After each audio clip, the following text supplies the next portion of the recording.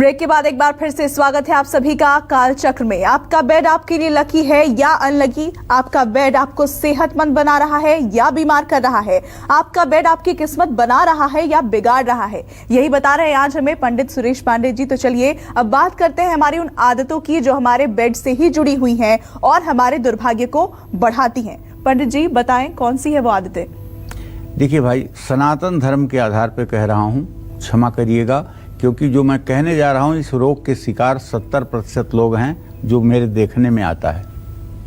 वो ये कि बेड पर बैठ करके भोजन कर लेना, पानी पीना, ये काम बहुत से लोग करते हैं और ये काम किस्मत को डुबाता है, इसमें कोई दो राय नहीं। घर में बहुत अच्छा डाइनिंग टेबल है, लेकिन हाय रे आपकी आलस से आप कोशिश करेंगे कि बेड पर ही खाना खा लें। बेड से उठ करके डाइनिंग टेबल तक जाने में आप तभी अपने को तैयार करेंगे जब आपके साथ कोई बाहर वाला भी भोजन करने वाला हो। अगर अकेले आपको करना है, हाँ यहीं लेते आओ, बेड पे दे दो, ये गलत है। ये किस्मत में कहीं न कहीं आपके अवरोधक है। अच्छा, कुछ लोग सुबह सुबह की जो बेड टी लेते हैं उनको भी थोड़ा सा सावधान होना चाहिए। शास्त्रों में भी इस बात का जिक्र किया गया है कि कभी बिस्तर पर बैठ करके भोजन नहीं करना चाहिए, क्योंकि इसका शरीर पर बुरा प्रभाव पड़ता है। अच्छा, शरीर पर बुरा प्रभाव पड़े या ना पड़े, जो मैंने अनुभव किया है वो देखिए क्या है। मैंने अनुभव किया है कि जब बिस्तर पर भोजन किया जाता है तो ऐसे बिस्तर पर सोने वाले लोगों को सपने बहुत आते हैं, और वो भी सपने जो आते हैं बहुत गंदे वाले आते हैं। अगर जूठन एक भी कण आपके बिस्तर पर गिरा तो सपना आने से आपको कोई नहीं रोक पाएगा। इसलिए अगर आप बिस्तर पर बैठकर भोजन करते हैं तो आपके घर में अशांति रहेगी, साथ ही दरिद्रता भी आएगी। भगवान ना करें भैया कि ऐसी गलती आप करो और आपके घर में दरिद्रता आए, क्योंकि मैं तो दिन रात माँ विंध्यवासिनी से एक ही प्रार्थना करता हूँ कि मेरे दर्शकों के घर में ऋण, रोग और दरिद्रता दूर दूर तक नहीं दिखनी चाहिए। माँ, अगर तुम मेरे ऊपर कृपा करती हो तो इतना मेरे दर्शकों के ऊपर कृपा जरूर बनाए रखना कि उनके घर में ऋण, रोग और दरिद्रता दूर दूर तक ना दिखाई दे, जिससे वो धर्म के कार्य में लगे रहें, संसार का परोपकार करने की उनकी भावना बढ़ती रहे और वो धर्म के कार्य को आगे बढ़ाएं। अच्छा, जब हम जमीन पर बैठकर खाना खाते हैं तब हमारे लीवर से जो गर्मी निकलती है वो शरीर के माध्यम से होती हुई जमीन में पहुंचती है, लेकिन जब हम बिस्तर पर बैठकर खाना खाते हैं तो बिस्तर पर रुई की परत होने की वजह से ये गर्मी हमारे शरीर से बाहर नहीं निकल पाती है और हमारे शरीर में रहकर बीमारियों की वजह बनती है। हमारा पाचन तंत्र इससे कमजोर होता है। निश्चित रूप से बिस्तर पर बैठकर भोजन करने से हमारी जो जठराग्नि है, जो भोजन को डाइजेस्ट करती है, जिसकी गर्मी से भोजन डाइजेस्ट होता है, वो मंद पड़ जाती है। और जब मंद पड़ जाती है तो भोजन करने के बाद ऐसे आदमी को आलस्य आने लगता है, नींद आने लगती है। यहाँ तक कि अगर कभी आपने किसी ढाबे में, रेस्टोरेंट में भोजन किया और तुरंत आपने गाड़ी में सेल्फ लगाया और गाड़ी लेके आप चल दिए, घंटे 2 घंटे के अंदर कभी ऐसी भी घटना आपको महसूस हुई होगी कि आपको नींद की झपकी आ रही है, आपको तुरंत गाड़ी साइड करके 1-8 घंटे सो लेना चाहिए। क्योंकि आप एक बात जान लीजिए कि बिस्तर पर बैठ करके भोजन करना, हम ये नहीं कह रहे हैं कि इससे बहुत बड़ा आपको पाप लगेगा, लेकिन हम ये कह रहे हैं कि आपकी जीवन शैली इससे प्रभावित होगी और आपकी जिंदगी की जो तेज धार है उस पर कहीं न कहीं असर पड़ेगा। इसलिए अगर घर में डाइनिंग टेबल नहीं है तब भी एक आम की लकड़ी की चौकी बनवाइए, पीढ़ा, और उस पर अलथी पलथी मार करके इत्मीनान से बैठ करके और भोजन करिए। फिर देखिए आपका जीवन कैसे बदलता है। और अब से कुछ ही दिन में पंडित जी घोषणा करेंगे कि आज के हमारे पहले लकी जन्म कुंडली विजेता कौन है, इसलिए कालचक्र कार्यक्रम के साथ आप बने रहिए। फिलहाल बात कर लेते हैं सिंह राशि के जातकों की। जानते हैं कि इनका आज का राशिफल क्या कहता है और कैसा रहेगा आज का इनका पूरा दिन। तो आपके राशि में एक परिवर्तन तो आया कि शुक्र आपके राशि में इस समय गोचर कर गया है, सिर्फ अभी 22 कला पर है, अभी 1 डिग्री पर भी नहीं पहुंचा है। और आपका राशि स्वामी इस समय कहाँ है? धन भाव में। तो धन लाभ तो होकर के ही रहेगा, इसमें कोई नई बात नहीं बता रहा हूं। और जो आपने पैसा उधार दिया है वो भी अब आपको वापस मिल जाएगा बिना प्रयास के। और कारोबार के लिए भी कहीं से आपको सहयोग मिलने वाला है। लेकिन इन सब सफलताओं के बावजूद परिवार में भाई बहनों के साथ मनमुटाव हो सकता है। कोशिश करिए कि बिल्कुल भाई बहनों से किसी प्रकार की मनमुटाव की स्थिति ना उत्पन्न हो। आज आपको किसी चीज से एलर्जी भी हो सकती है, और जहां तक मैं समझता हूं ये एलर्जी आपको धुएं से या डस्ट से होने की संभावना ज्यादा है, क्योंकि आपके छठे भाव में शनि भी है, चंद्रमा भी है, जो एलर्जी का कारक तो है, लेकिन धुएं से या फिर धूल से, दोनों से एलर्जी हो सकती है, जो आपके लिए हानिकारक होगी। ज्यादा सोचना भी नहीं चाहिए। बस आज का दिन है तो आज के बारे में सोचिए, आज को जितना बेहतर बना सकते हैं आज को बेहतर बनाइए। और सबसे बड़ी बात है कि अभी शनि और चंद्रमा की जो स्थिति है, इसके आधार पर कहीं ये मत सोच लीजिएगा कि आपको भी कोरोना हो सकता है, आपके अंदर भी कोरोना के लक्षण हो रहे हैं, ऐसी शंका मत करिएगा।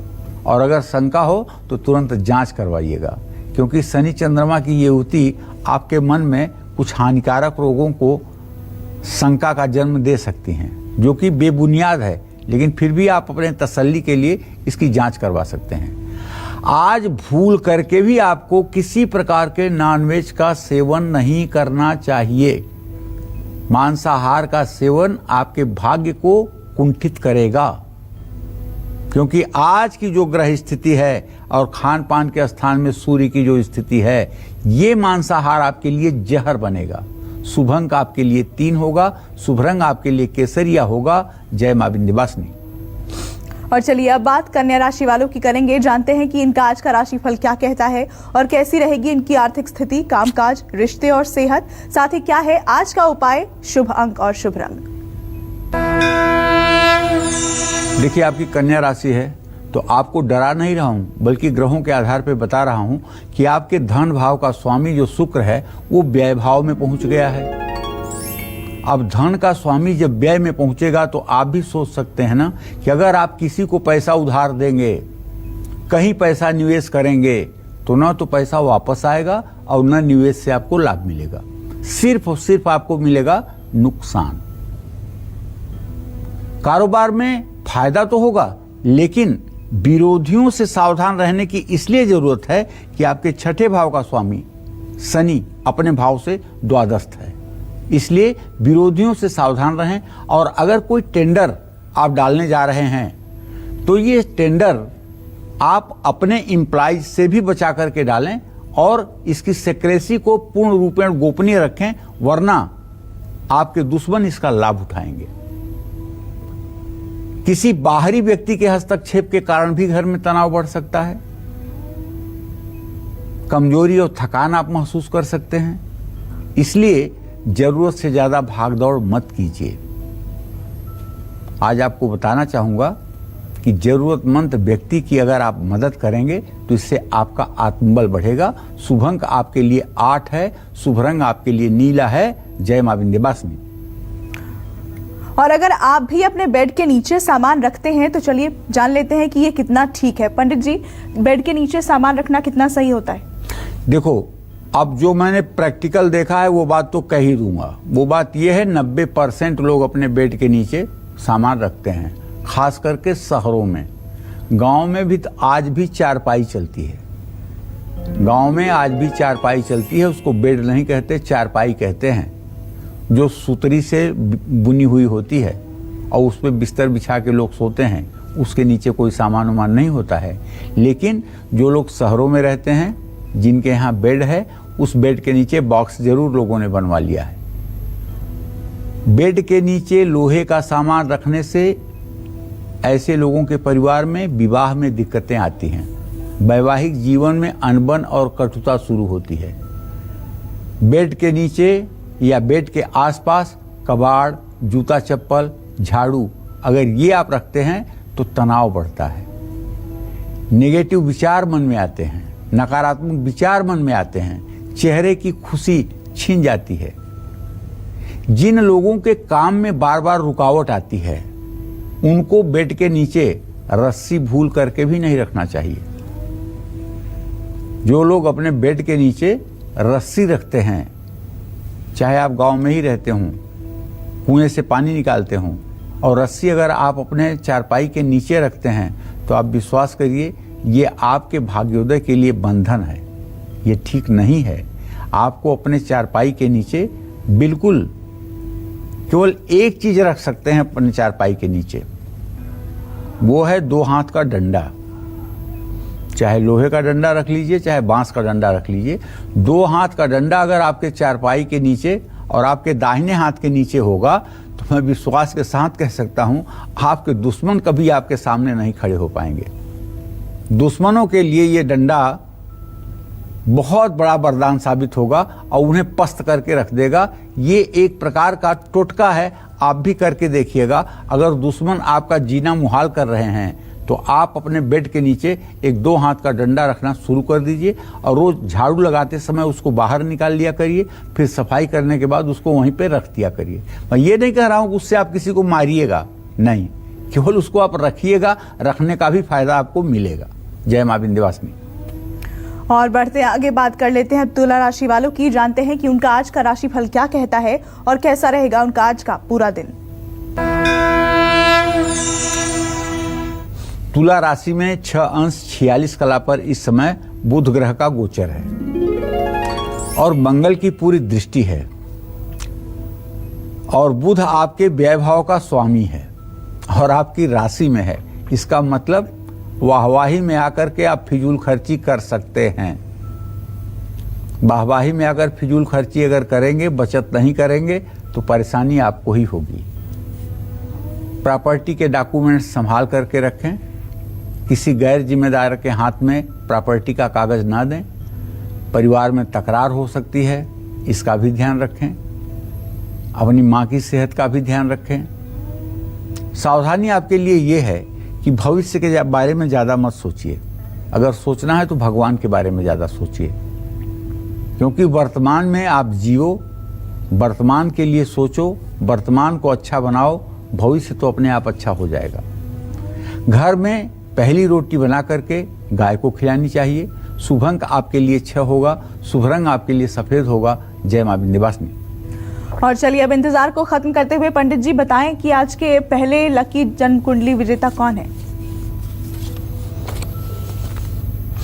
पहले लकी जन्म कुंडली विजेता हैं अमित खन्ना।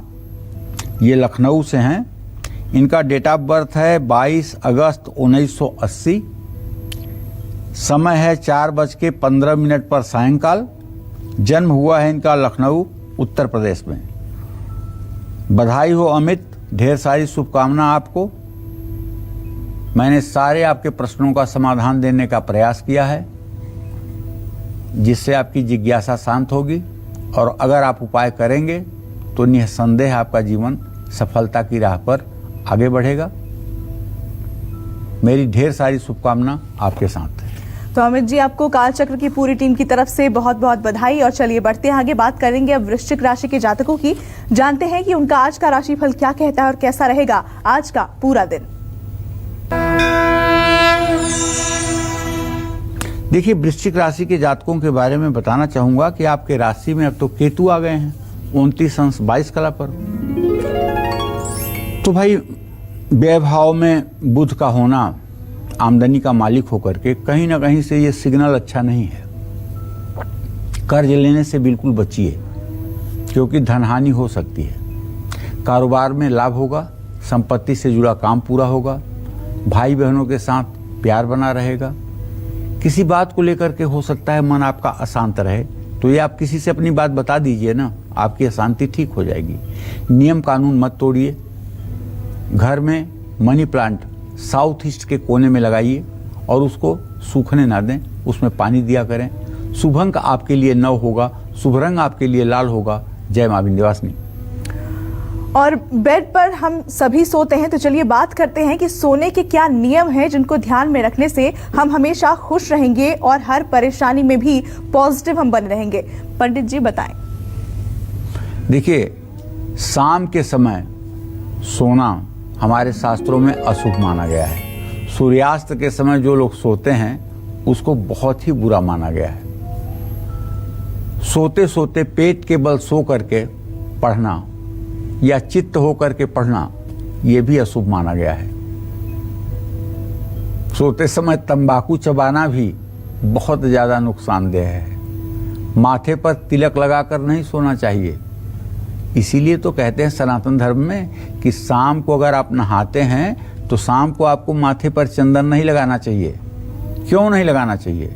इसलिए नहीं लगाना चाहिए कि ये चंदन की पपड़ी देख रहे हैं ना हमारे माथे पर, अगर हम इसको लगा के रात में सो जाएं तो ये पपड़ी सर से छूटेगी और किसी तरह से आकर के आंख में जाएगी और इससे आंख खराब हो जाएगी। इसीलिए रात में क्या कहा गया है सनातन धर्म में?